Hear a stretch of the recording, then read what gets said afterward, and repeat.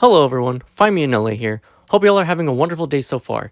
Today I'm going to talk about all things Halloween Horror Nights 2023 at Universal Studios Hollywood. I'll be discussing the house lineup, scare zones, the live entertainment they'll have, and much more. And near the end of this video, I'll be sharing what I'm most excited for this year's HHN. So without further ado, let's jump straight into it. First, let's talk about all 8 of the houses that will be featured this year, starting off with Stranger Things 4. This will be the 3rd time the popular Netflix series makes its appearance at the event and will be based solely on the 4th season. This house will be located in Soundstage 15, which is right behind the Transformers ride. Located next to the Mummy ride is The Last of Us. This attraction will solely be based on the first video game and will feature some of its most intense moments.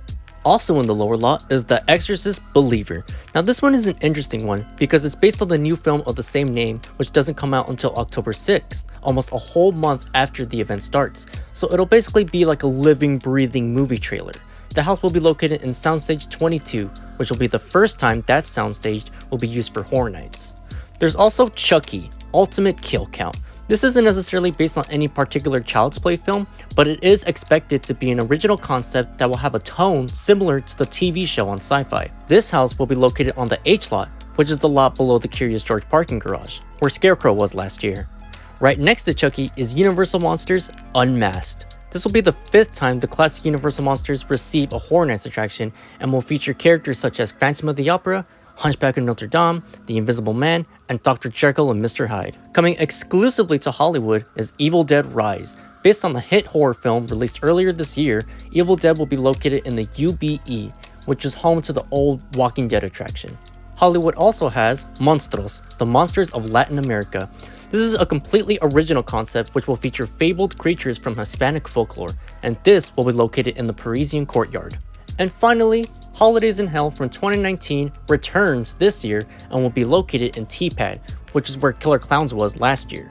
The fan favorite Terror Tram is also returning, and this time it'll be themed to the Exterminators, which is an old scare zone back in 2015. Jupiter's Claim is also set to be a part of the tram again as well.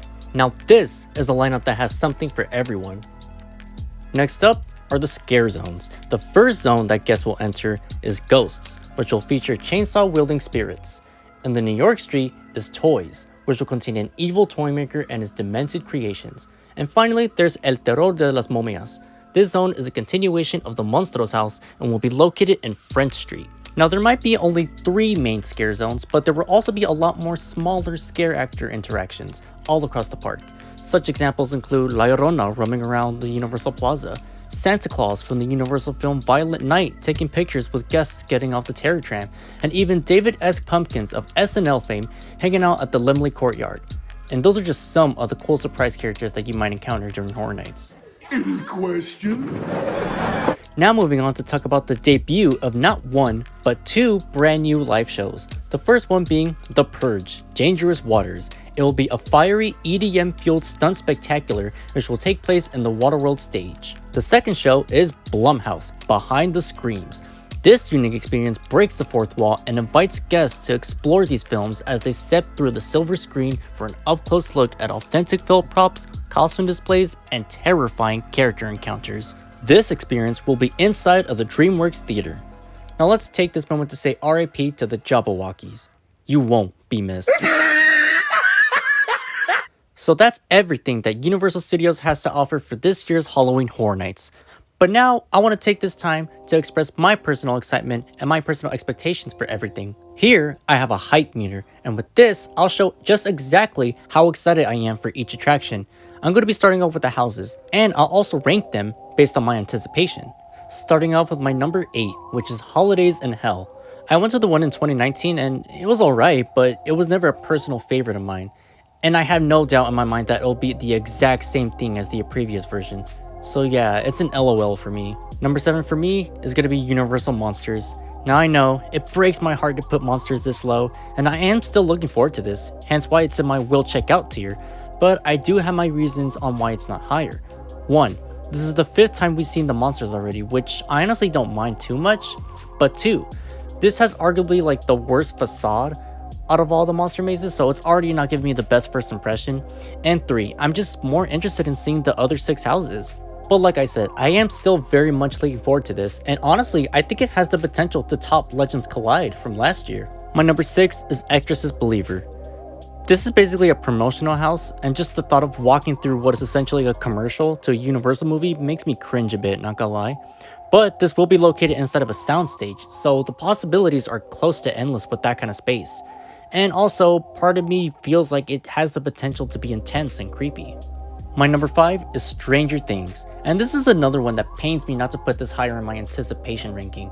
But honestly, the last Stranger Things maze is the big reason why I'm cautiously optimistic as opposed to extremely optimistic. The maze back in 2019 was embarrassingly terrible, and I'm worried they might fumble the bag again.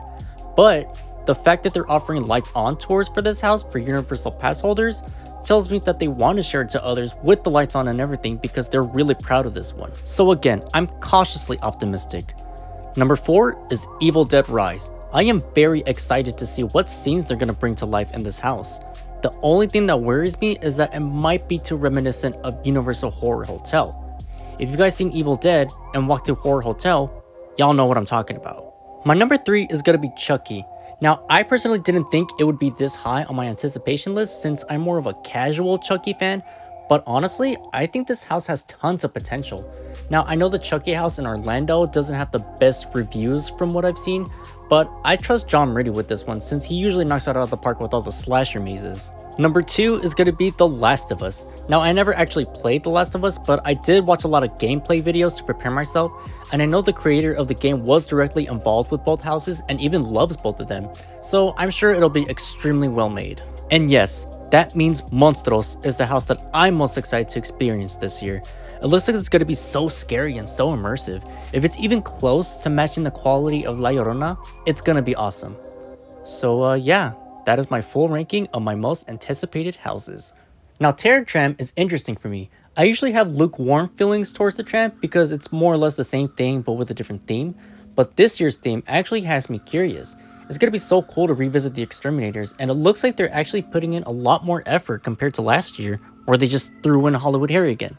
So for now, it'll go on my will check out tier. And now I'm going to talk about the new shows. Let's start with Blumhouse.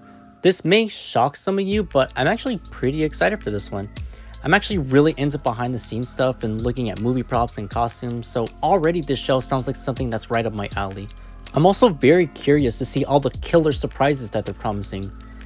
Then we have Purge, which will definitely shock a lot of you guys because I'm putting this in my meh tier. Now I know it's a brand new stunt show, which is basically an unofficial Slaughter World revival. I get it, and I know that's all exciting, but I'm just sick and tired of the Purge at Horror Nights. This will be my 9th year going to Horror Nights, and only 2 of those years that I've attended didn't feature the Purge in any shape or form. It's like, how much more of that franchise can you milk? The whole movie series has been irrelevant since 2018, and it doesn't help that the show's gonna have an EDM vibe, which means more dubstep and lasers, yay! I could just go to a rave for that kind of stuff. Now, I know I probably sound like an old man complaining about this show, but I just have a gut feeling that this is not gonna be for me. But I'm still gonna give it a chance and watch it. Hopefully I'll be pleasantly surprised. And that's gonna be it for today's video, everybody. If you stuck around to the end of the video, thank you so much for watching, and let me know down in the comments what you're most excited for this year's Horror Nights. If you like what you saw, go ahead and click the like button. If you want to see more videos like this, go ahead and click the subscribe button. If you want to follow me on my social media, the links to my socials will be in the description. Once again, thank you for watching, and until then, see you all in the fog.